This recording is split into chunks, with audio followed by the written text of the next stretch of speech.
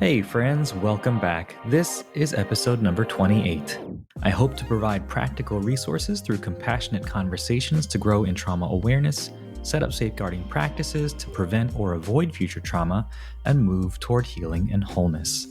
I'm deep in preparation for the 2025 annual summit, and officially, season 1 has come to an end, but I want to provide a few bonus episodes for you to close out the year and to help get through the beginning of January as well. So, I'll be featuring a few episodes where I've been featured as a guest on other podcasts. So I want to share an episode where I was a guest on the Why God Why podcast. This episode is from February of 2024, and I just had such a great conversation with Peter and Amanda. And so, without further ado, here's the episode. Welcome to the Why God Why podcast. We are brought to you by the Lumavaz Network out of Saddleback Church. We are also part of Browncroft Community Church. My name's Peter. I am a co-host. Amanda, I feel like it's been forever. I know. I do too. I miss it. Oh, man. I'm glad to be back, though. I know. Yeah.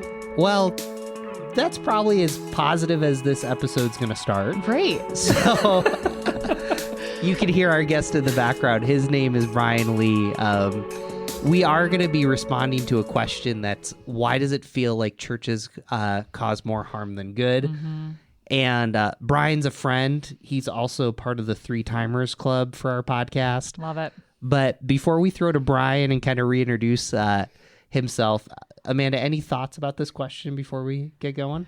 I feel like it's a question that people are asking, and I'm glad that we're having conversation with someone who unfortunately has been through it, and is also seeking to create health in churches and also prevent harm happening in the future. So I think we asked the right person to answer the question.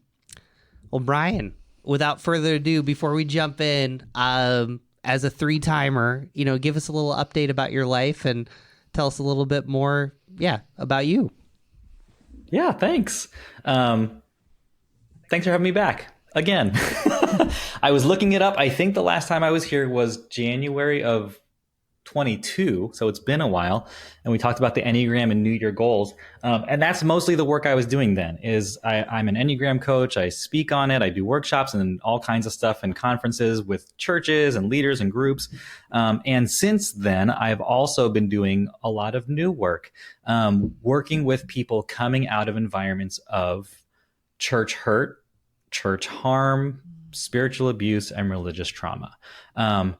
If anyone's paying attention to anything in the church, it's that more and more stories keep coming out. Unfortunately, I've experienced it in 3 different environments myself, which is a large part of why this work started. I've been to a whole lot of counseling in that time, which is where this work was born from. And I got to the place where I was able to process it in a way that helped me to reclaim agency, I think, in my life, because when so many people experience things like spiritual abuse, it feels like your agency has been stripped away. So the ability to reclaim some of that and feel empowered, not just to move towards healing, but to help other people to do the same. Because I can't tell you how many stories I've heard at this point of people who have been through these kinds of things. And so I launched a cohort in October of 2023. I want to say. So it was that same year. And it's called Through. It was a 6-week cohort then. It's an 8-week cohort now. And it's just, we walk people through a really practical way of processing and telling their stories, and then giving them really practical tools to move toward healing and wholeness is the phrase that we use a lot. Coming out of that, I launched a summit, which feels crazy. I read a ton of books and looked for a bunch of resources on spiritual abuse, and like, what does it look like? What does it feel like? How do we define it? What do we do with it? And I felt like I came away from so many of these resources asking the question, yeah, but what now? Like, you've done a great job defining it for me. You've done a great job telling me other stories that help me to feel validated, but I still don't know what to do with myself. So I invited all of those authors and speakers and therapists and pastors on to my virtual summit to just say, what now? Like, tell us, what do we do now with it? So that was last year, was our very first summit. We had 1,200 people show up. It's happening right now as we record. We're on day 2 of the summit, and there are 1,800 people registered this year so far. And people keep signing up every hour. And it's been a wild ride. And coming out of that, it felt like there was obviously a need for it, an audience for it, a community that was looking for resources. So over the summer, I did a lot more work, and we officially received our 501c3 nonprofit status over Thanksgiving weekend of 2023. And now we're a full-blown thing. I've got a board that I report to and work with. They get to help me make decisions, so I'm not doing the whole thing by myself. A lot has happened since I've been here last. Wow. And you have a new baby. I mean, And I have a new baby. Yeah. Yep. Just a few extra things here and there. Well, we're going to talk more about Broken to Beloved, the organization that you started. I guess where I want to start is really kind of focused in big picture, because we're putting this question in the series of the credibility of Christianity. And so I want you to think of answering this question on the basis of, I've never followed Jesus and I'm skeptical of Jesus, all the way to I've been a Christian for 80 years. I think the church is imperfect, but it's great. Why is this question about churches doing more harm than good so important to the question of the credibility of Christianity in the year of our Lord 2024? And also great question. answering the question of people who are skeptical not only of Christ, but also skeptical of the church because of what they heard and what they've been through, or other people around them. Sure. Really good questions and really fair questions. And I think it's a question really every Christian should be asking of themselves and their churches and their pastors and leaders. And I don't know that there's a simple answer for any of it.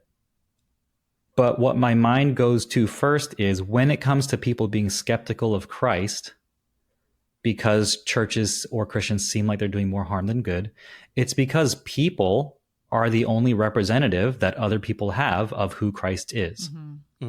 And so when they hear these stories or see the news or see, whatever it is of people who claim to be Christians doing these kinds of things, what other representation do we have of who Christ is supposed to be?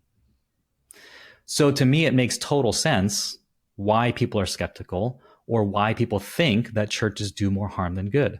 And obviously the news is out there not just to report news, but to make money, really depending on which network they belong to. So they're going to report the more sensational stuff, the more negative stuff, and they don't report on all the amazing churches and Christians that are out there doing really, really great work. And two things can be true at the same time, because there are also really horrible things happening in churches across all different denominations, and not just churches. Faith, any kind of faith-based organization really comes under the same things. But it's that idea of, when you hear reports of sexual abuse being covered up or denied, or victims being completely dismissed or gaslit or whatever it is, or when you look at anti-abortion rights advocates standing up and pulling off demonstrations that don't seem much like Christ, even though they stand on the concepts of Christ and the Bible. Or you go to the other side, an pro-abortion or pro-life, or whatever you want to call it, whatever stance you want to take, we're seeing a whole lot of behavior that doesn't look like Christ. And then when it comes to people who are actually being harmed in the church, whether it's emotional, verbal, financial, spiritual, sexual abuse, and then the church was supposed to be the place where people felt safe, and supposed to be where they felt welcome, and supposed to feel like I can come here to heal, or I can come here truly as myself and bring my baggage and my history. And instead they walk out shamed, or they walk out being made the victim, or they walk out being told that they were the divisive one. There's a great quote from Mark Twain, and he says, "A cat that sits on a hot stove lid won't ever sit on a hot stove lid again, but it probably won't sit on a cold stove lid either." That's why it looks like or feels like the church is doing more harm than good, because there have been so many people who have experienced it. And then when they try to tell their story, they are denied or dismissed. So I want to jump into the topic, but we've somewhat covered it in your first episode in perfectionism and then in the Enneagram. But what was going on in 23-year-old Brian that kind of, I wouldn't say planted the seeds to Broken to Beloved, but just kind of now you're looking back at and you're kind of saying, I have a lot to process over. Let's kind of start with your story. I mean, there's no easy way to ask that, but yeah, we'll start there. Man, there was a total lack of self-awareness. And we talked about that I think in the very first episode, and then again in the last one with New Year's goals. But I was floating through life thinking I had all the answers, because to me, my personality told me that you have to act like you have the answers and know what you're doing to survive in this world. And so I faked it, and I hurt a lot of people in the process. And so part of my personality was called out by people constantly of being arrogant or judgmental or critical or all these pieces. And all of it was true. Right. And so being able to own that and discover it and then reconcile it, it's like, oh yeah, this totally makes sense and it sucks and I don't want to do this. What needs to change? And more often than not, it's just the awareness that it's there and then choosing to own it rather than deny it. It's like, no, of course not. That's not me. Right. Because that would have been probably easier than trying to do the work of awareness. But I think it's doing that kind of work to grow in emotional intelligence, which is really self-awareness and others' awareness, which is why I came across the Enneagram, because I was already a personality test junkie anyway, whether it's Myers-Briggs or Berkman or DISC or Colby or StrengthsFinders. It's like I was doing all of them. It's like I need to find out how I tick. And then it was the experiences of feeling harmed in faith-based environments where there's this cognitive dissonance of, hold on, this person says they love Jesus, and yet I see them treating a lot of people not the way Jesus would. Yeah. And then when I try to bring it up with someone else, they tell me that I'm the crazy one or that I was the wrong one, right? Because this person's in a position of power and therefore they should have the ability to or license to, right? And then that started me down the whole path of, okay, well, what do I do with this when someone claims to follow Christ and love Christ and talk about grace and forgiveness and compassion and empathy, but then behind closed doors are an absolute tyrant? How do I settle that in my head, right?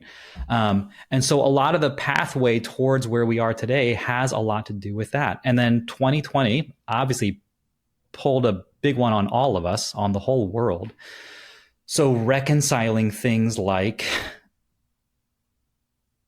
churches who choose to hold on to positions of power and control rather than advocate for the vulnerable.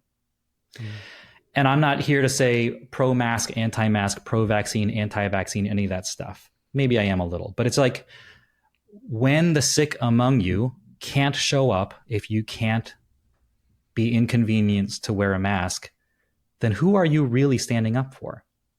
Who are you really defending? Who are you really caring for when you say we will absolutely not wear masks?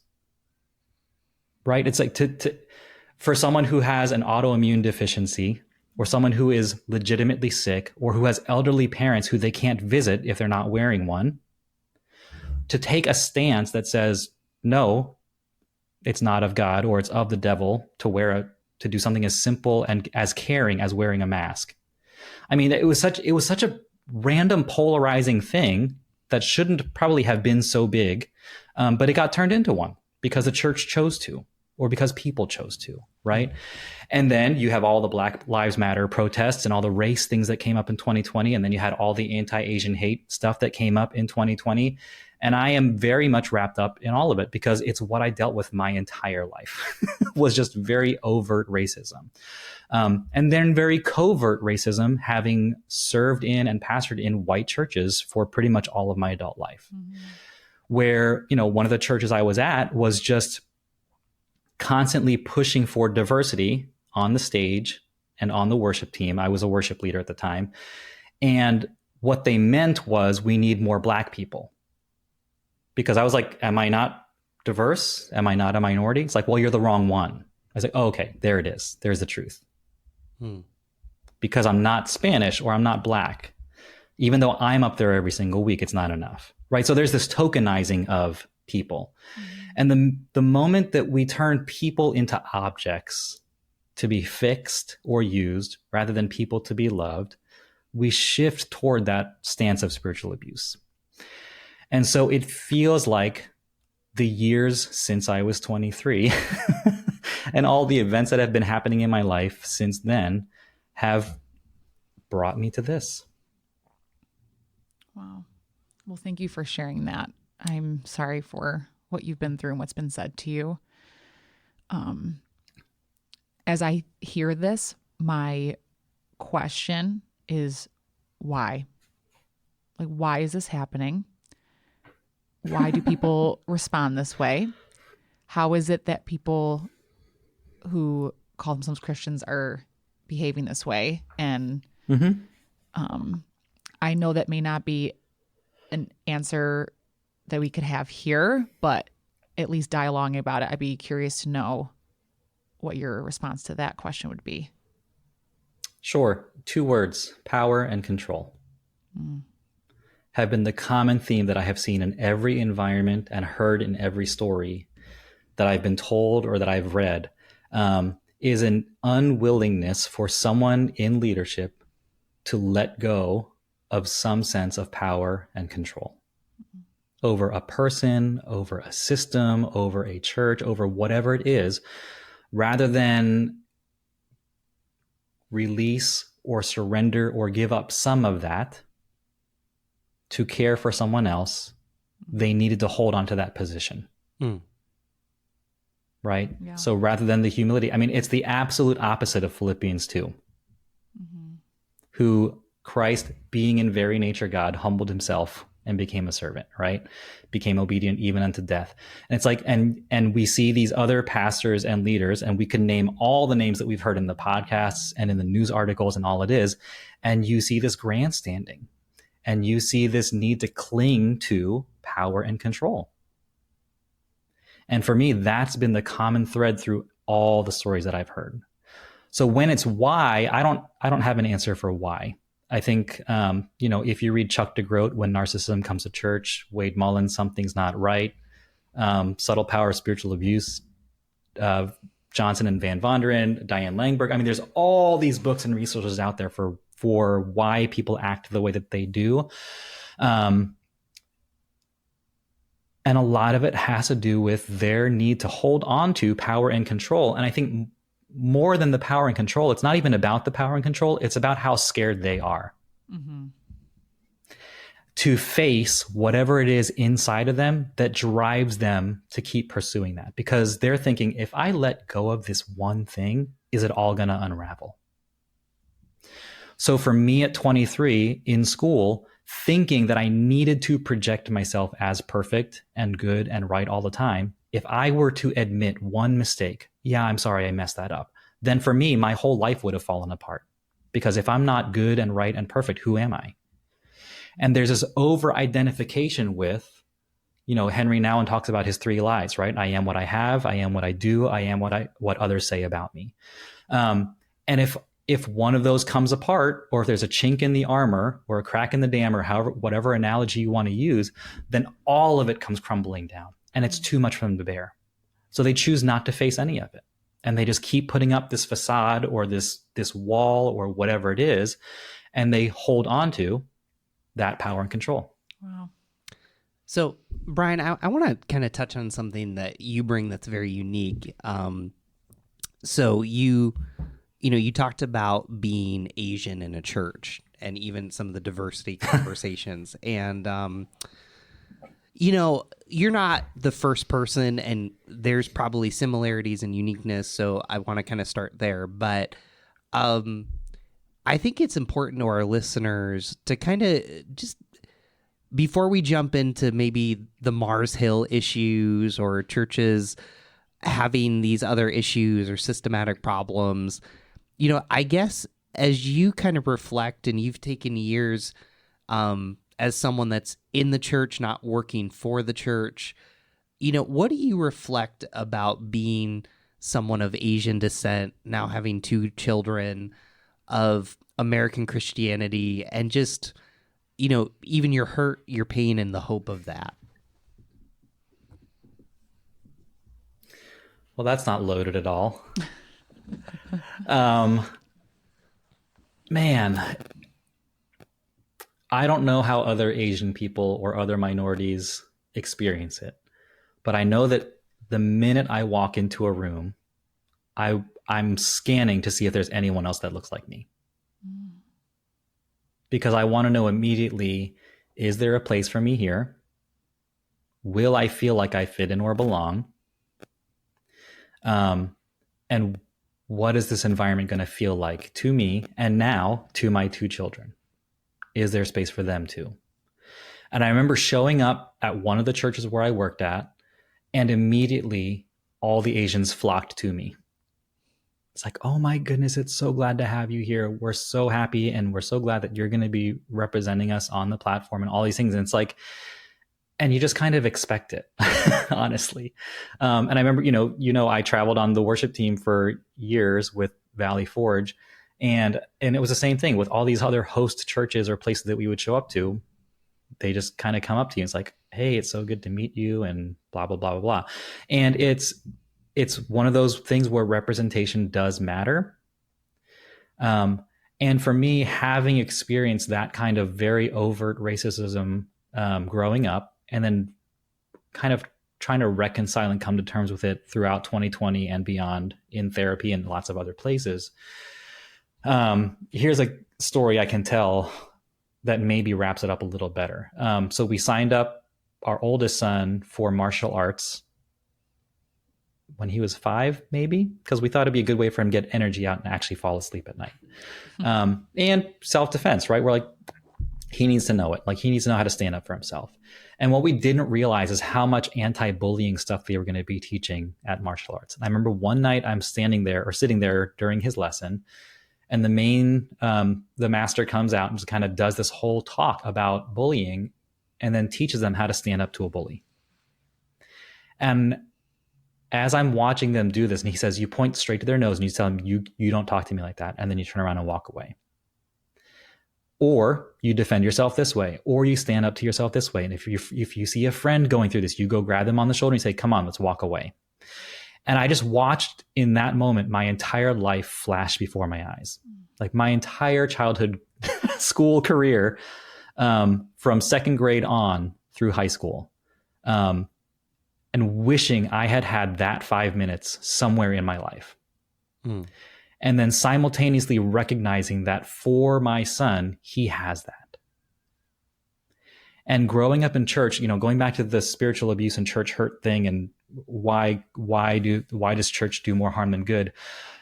It's not explicit, but for some kids, they hear something like turn the other cheek and they take it to heart. And when you get bullied in school and when you get pushed around, you don't stand up for yourself because you're taught that you're supposed to turn the other cheek. And that was me. I was pushed downstairs. My face was pushed in the snow. The books are constantly knocked out of your hands, walking down the hall, you're tripped. This is through high school. And I say nothing because I think I'm just supposed to turn the other cheek. How do we teach our kids something different? So the idea that my son now gets to walk through his world, knowing how to stand up for himself, and that it's okay to, and that turn the other cheek maybe doesn't mean exactly that. Knowing that there is a God who loves him and wants to stand up for him and advocates for him and feels a righteous anger when he is harmed, or betrayed or any of those things. That sets up a future generation for something better. Mm. Yeah, I'm curious what the Bible verse should be in those situations instead of turn the other cheek. Especially in the situation where it's a young child being bullied, or if it's an adult being gaslighted in their own church. Like what really is the Bible verse that should come to mind in those moments? I don't know them off the top of my head, but there are plenty about, looking out for the weak and the vulnerable and the marginalized and taking care of the widows and the children.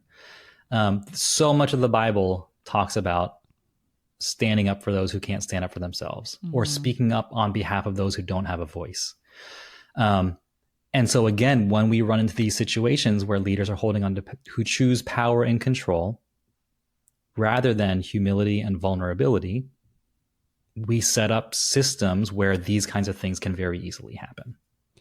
So I'm actually going to drop a verse in there, and it might lead us more to Go the for church. it. So interestingly enough, the day that we're interviewing you, we actually interview Nijay Gupta afterwards. So if you folks don't know who Nijay Gupta is, he's a commentator, a scholar.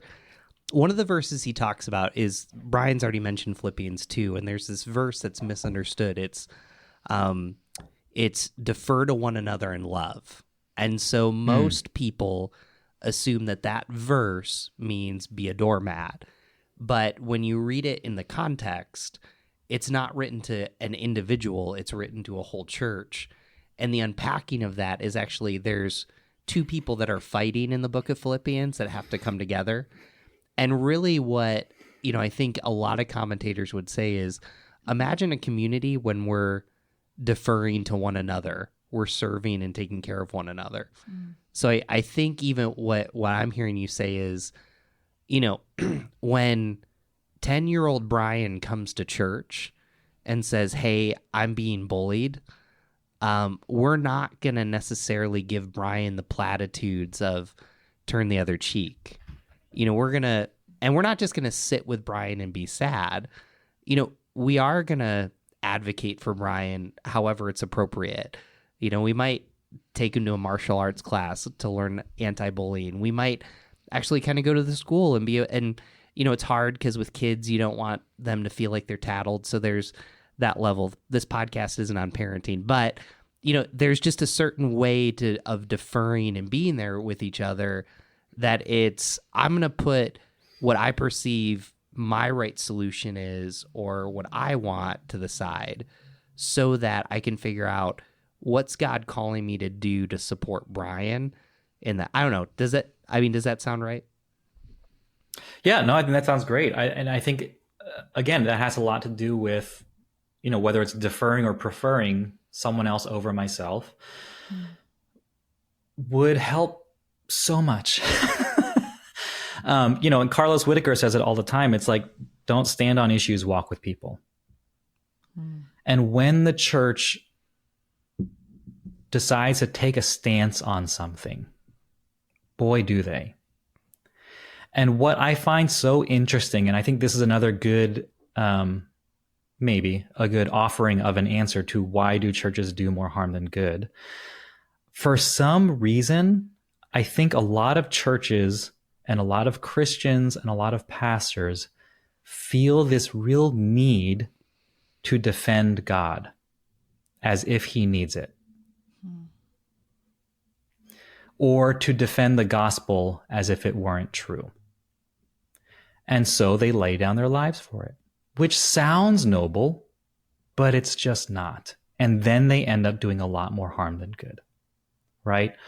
And then depending on what they align themselves with, because listen, there are very fundamental conservatives and there are very fundamental progressives and liberals.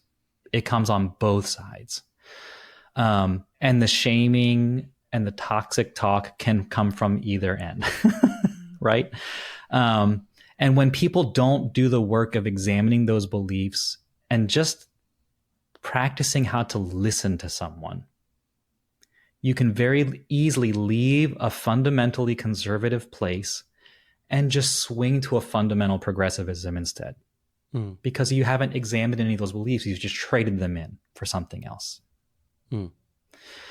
And when it comes to standing up for or defending whatever issue you want to pick, you know, a really great question to ask yourself or someone else is like, do you know anyone who has struggled with that?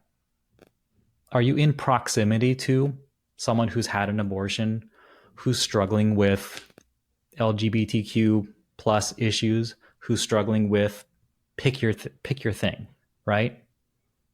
Because I guarantee you there are people coming to your church when you preach or maybe rail against one of these things who now don't feel safe there. Because like, actually my son or my uncle or my dad is struggling with this thing, and now I don't feel like I can talk to you about it.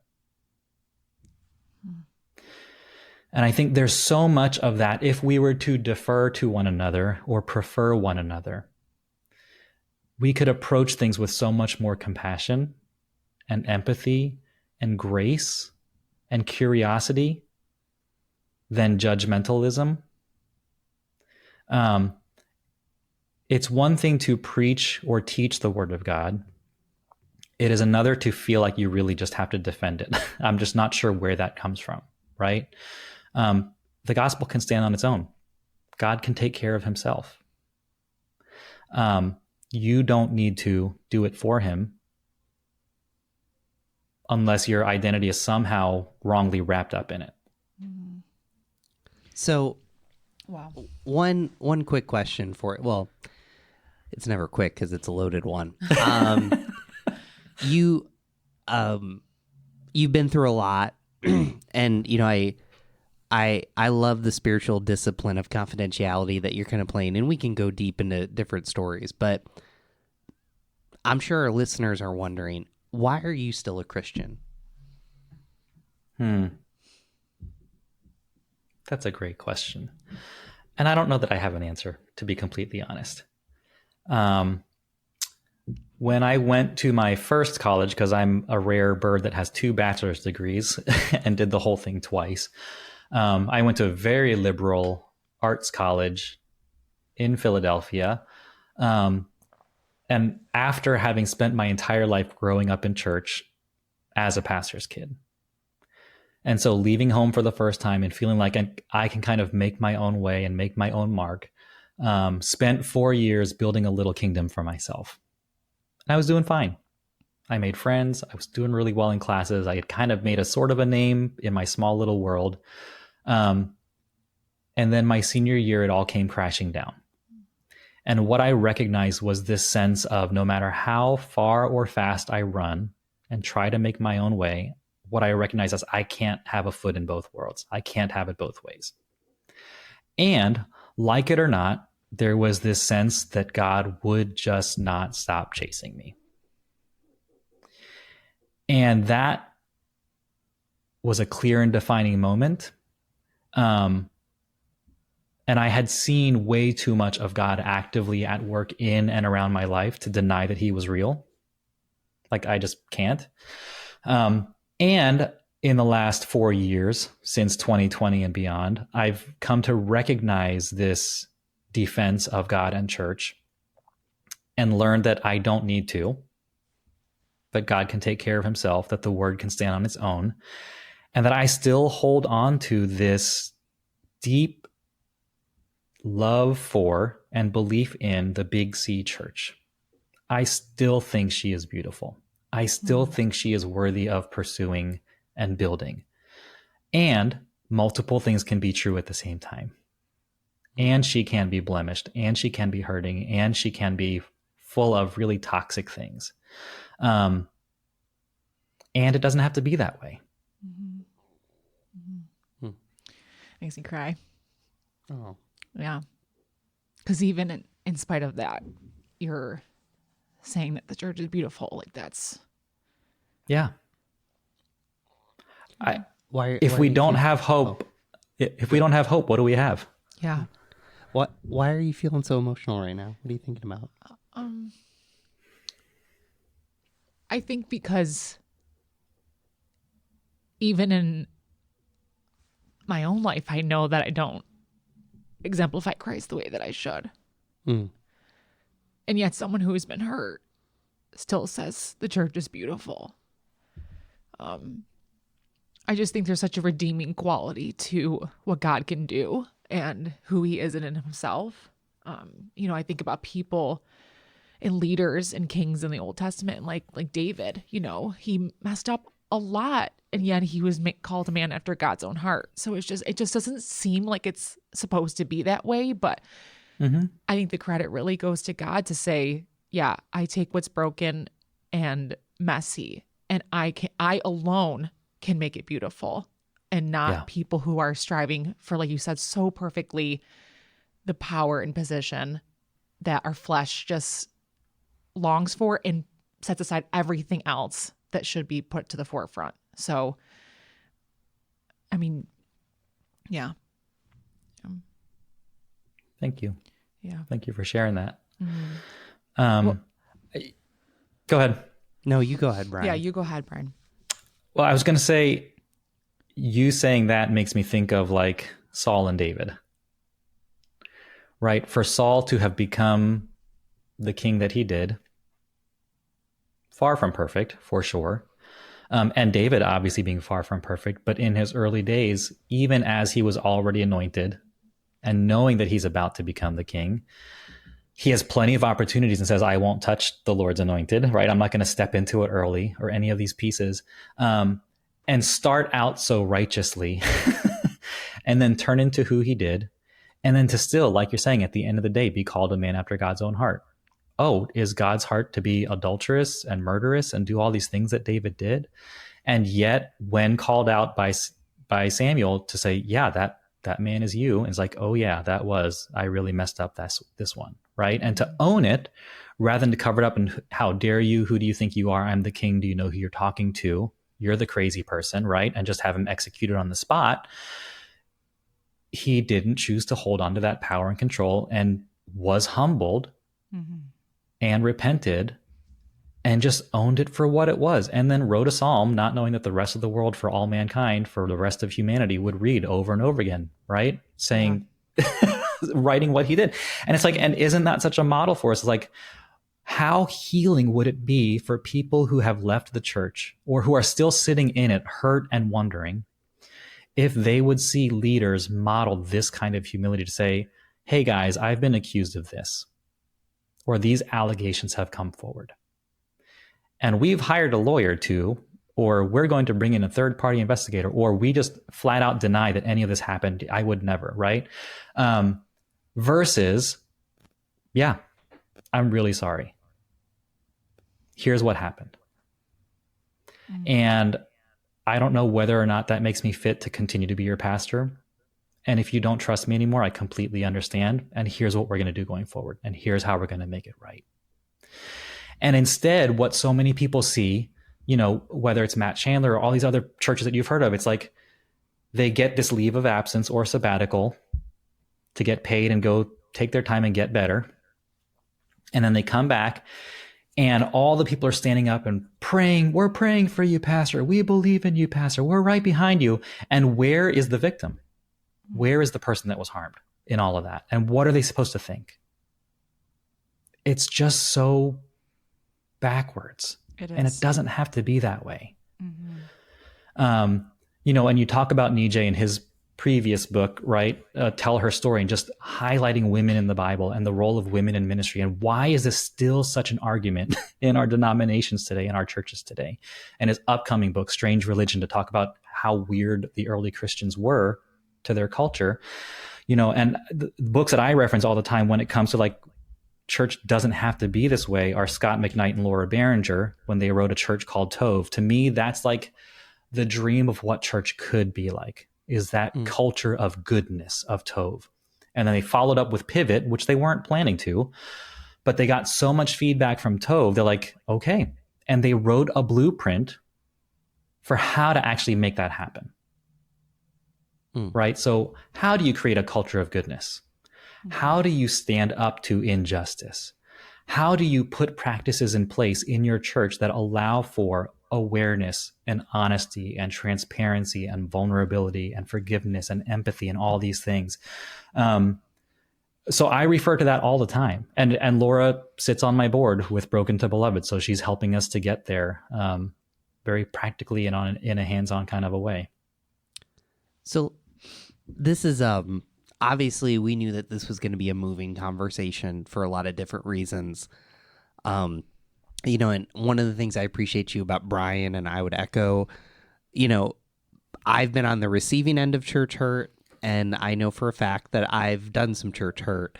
And, you know, I can openly admit that. And so where I'd like to kind of focus, you know, part of the conversation is the church is hypocritical. The church is messy. Pastors, elders, Sunday school teachers, small group leaders, the person that comes Christmas and Easter, we're all kind of broken.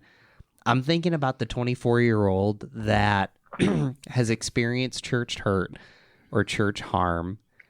And besides going to brokentobeloved.org, you know, what are some quick things that you would want that person to process through? You know, maybe they're on the cusp of just, you know, not even giving up Christianity, but they're saying, hey, I'm still a Christian. I just don't want to go to church.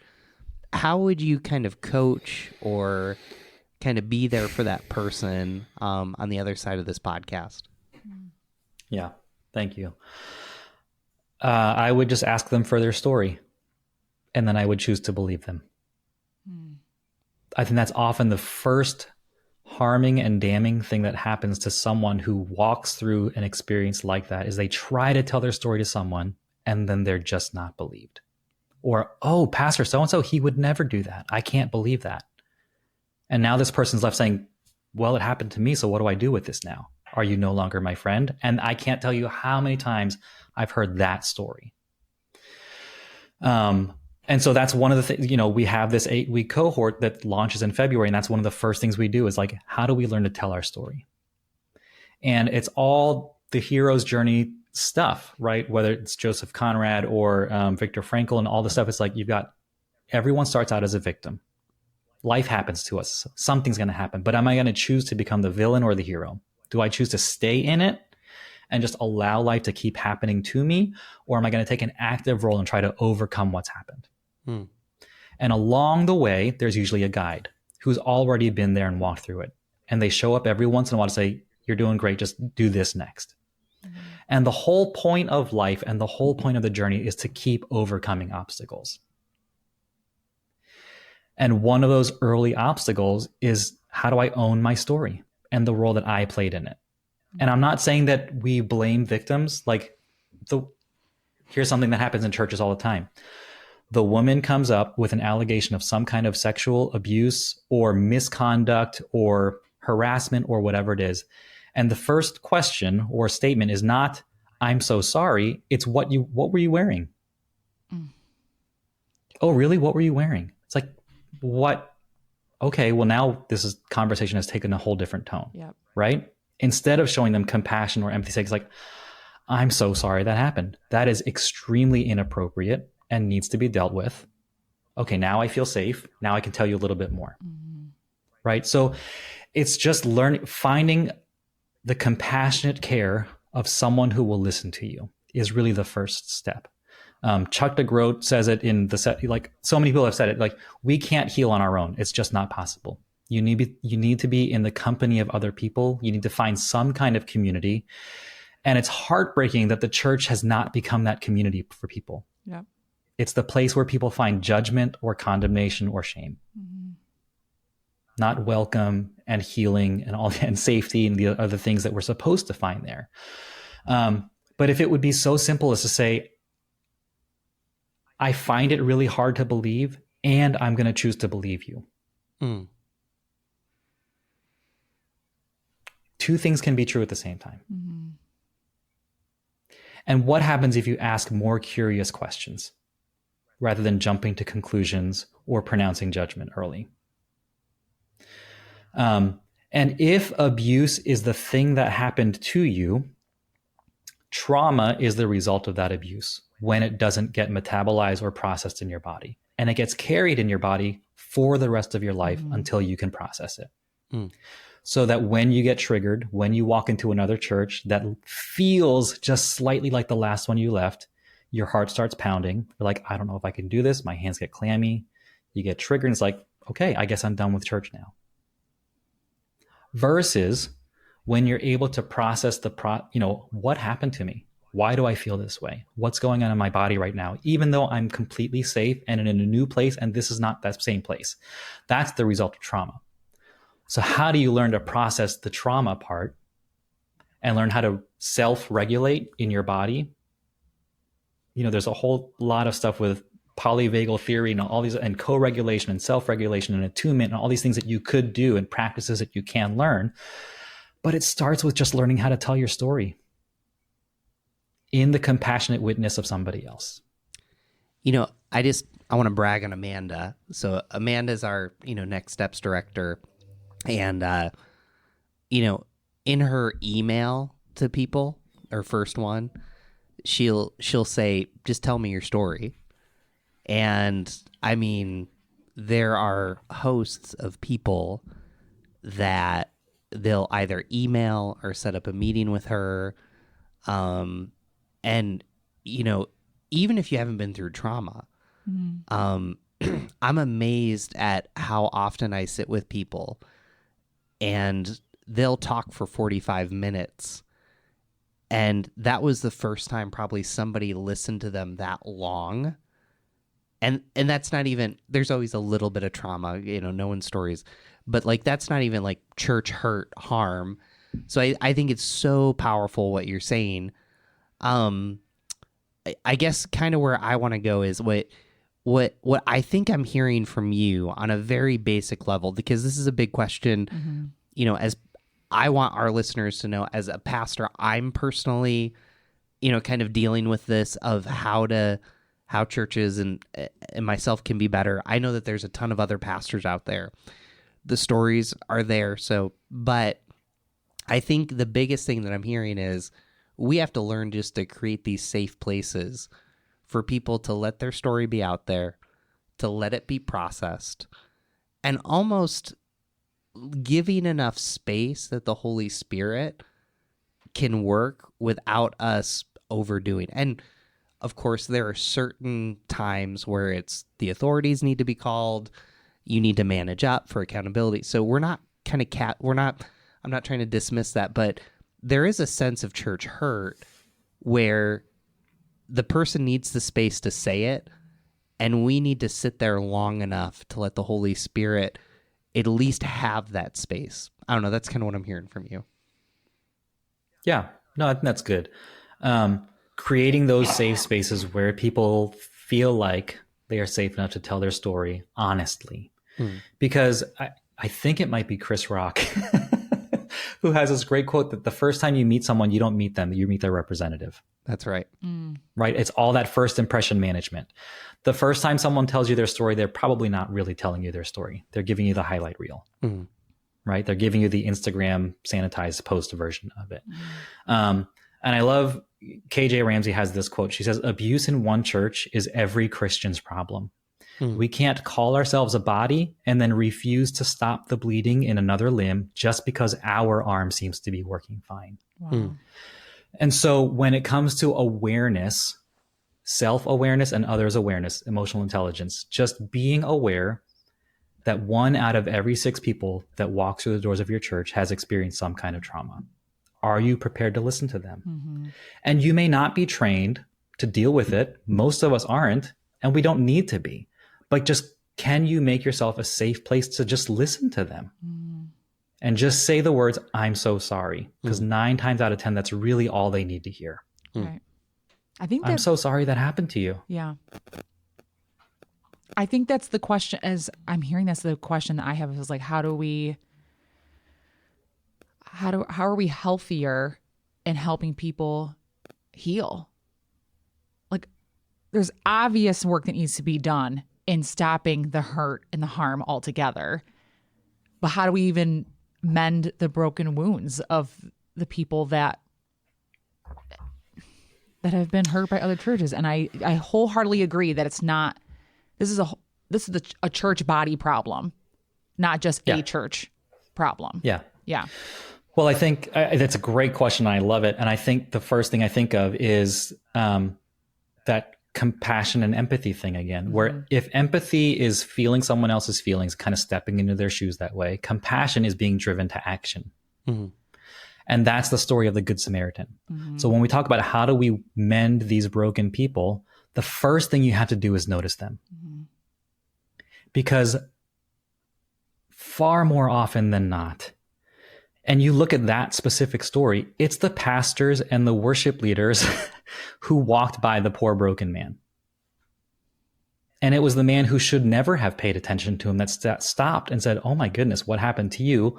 Let me put you on my animal and take you and take care of you and prepay the rest of your medical care. And the churches are the ones when these people come in broken and wounded and bleeding out, choose to pretend everything's fine. Just claim the victory, brother. You must not be praying enough. You must not be righteous enough. You must not be holy enough.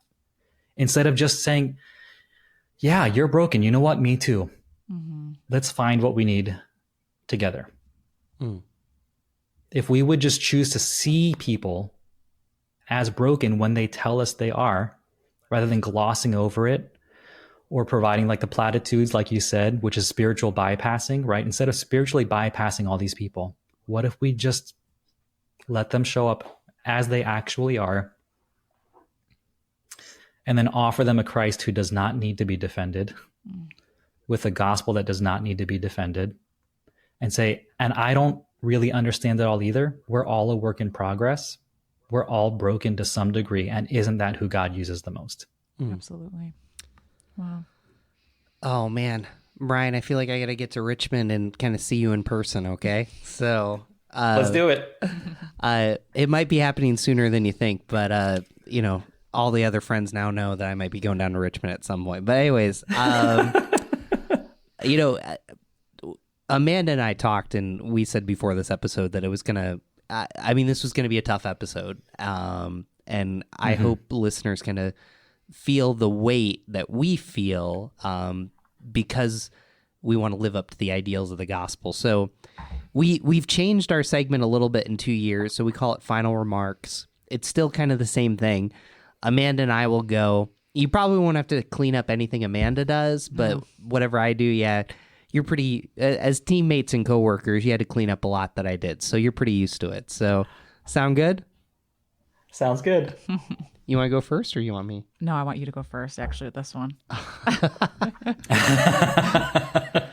Yeah. I'm really glad we had this episode. And I'm really glad we had Brian because I felt like there's a big picture, the big body in the church, and then there's individuals. And, at the end of the day, we can't escape the brokenness and sin that affects the church, but we live in the already but not yet. And in the kingdom of God, the kingdom of God calls us to mourn with those who mourn, to have mercy, to be peacemakers. And this is messy work. Being married is messy work because it's two sinful people. We offend each other, we hurt each other, and our ability to receive the gospel, our ability to receive the good news, ultimately frees us from needing to grasp power and control. It also frees us to be able to speak the truth in love to people that want power and control or that's influencing them too much. So if you're listening to this episode and you're wondering, the church is not credible because of church harm, I'm not asking. I think I would start with Brian, what's your story? But I think the question that's being asked of you is, is there someone that you can tell your story to that will allow you to share it, that you can have space that maybe the Holy Spirit can bring grace to? And I think that's our invitation because we're bringing up this question because we do believe it's a problem. And just like my final remark, it's you can't tie it up with a bow. It's complicated, but we also realize that you as a listener, we can't tie your life up with a bow. It's complicated. We're just hoping that somewhere in there, in listening to this episode, whether it's Brian or Amanda, that you can hear maybe a faint voice of God speaking to you. That's all I'd say. Yeah. I think I didn't want to go first because I'm really ruminating on everything that you shared. And I actually know people in Buffalo who are going through this, and the church did not respond in a good way. So I'm really like, it hits home for me, literally. And it's so interesting to think that the way that people can defend God, defend the gospel, and it not be loving. I mean, that is, I got to unpack that more because I think there's so much in there, which led to a quote that our boss, John Amayo, says a lot. It's by David Augsburger that says, being heard is so close to being loved that for the average person, they are almost indistinguishable. The power of being heard and seen and cared for and believed. Yeah, it's incredibly powerful and healing. So thank you for all that, Brian. Yeah, thank you. All right, you get the final word, Brian. Oh, I get the final word? Yeah. The last couple of years, a lot of my work has been tending to the wounded. And as I would talk with my counselor through it, I would tell her, it feels like I'm in the water at the bottom of the cliff, constantly catching people who are falling off or being pushed off. And I love doing the work, but it's getting really tiring. And she challenged me over the summer and said, what if you went to the top of the cliff and you built a fence? And then I found this quote from Desmond Tutu that says, there comes a point where we need to stop just pulling people out of the river. We need to go upstream and find out why they're falling in. And so a lot of the work that I'm starting to do this year is going to churches and pastors and leaders to talk about this kind of work. I'm leading a workshop in March with a denominational conference just about self-awareness and leadership malpractice. And what does it look like to be trauma informed and trauma aware? And how do we put safeguarding practices in place in our churches and on our teams and with our staff and volunteer leaders to keep an eye out for this kind of stuff and be the Samaritan that spots someone who's laying on the side of the road instead of constantly just walking by. Like, how many times do we see that poor person or that kid in youth group who just is always ignored because they're just too much? What would it take to actually engage them? Yeah. How might it change something, right? Maybe you were that kid that grew up in that youth group that was constantly ignored, or you just always carried something, but you just never knew who to tell or how to tell it. What if we created environments where it felt like those kids felt safe enough to be asked those questions and share it with someone? And so that's a lot of the work that we're doing this year. And we're really excited about stuff I'm not allowed to talk about yet for the fall. But we're in the middle of the summit right now. We're launching our cohort afterwards for people to walk through this process together in a safe community. We launch it again in the spring. We're moving into churches and talking to leaders about this stuff. We're officially a 501c3. So we're looking for support for people to pray with us and join up as prayer partners or to donate and kind of fund the work that we're doing. Because it is really exciting. It's very sobering, the fact that this is needed at all. I hate it. I hate that it's needed. And I wish I had something like this when I was going through it. So for as much as we can offer that and extend it to other people, we want to do that. And we want to be there to keep catching people when they fall in. And we want to keep building fences to keep people from falling over the edge. Brian, thank you so much. Thanks for listening to this special episode of our Broken to Beloved podcast, as featured on the Why God Why podcast. You can find show notes and transcripts at our website, Subscribe or follow the show to get new episodes automatically. If you enjoyed this episode, please leave us a rating or review and share with your friends. As a 501c3 nonprofit, our work is made possible by our generous donors. We're closing out the year with the rest of our Giving Tuesday campaign and just have about $2,000 left to go. If you haven't given yet, would you consider donating on our website at brokentobeloved.org/givingtuesday. Thanks so much for taking the time out of your day to listen. I hope it's been helpful. Here's to moving toward healing and wholeness together. I'll see you next time.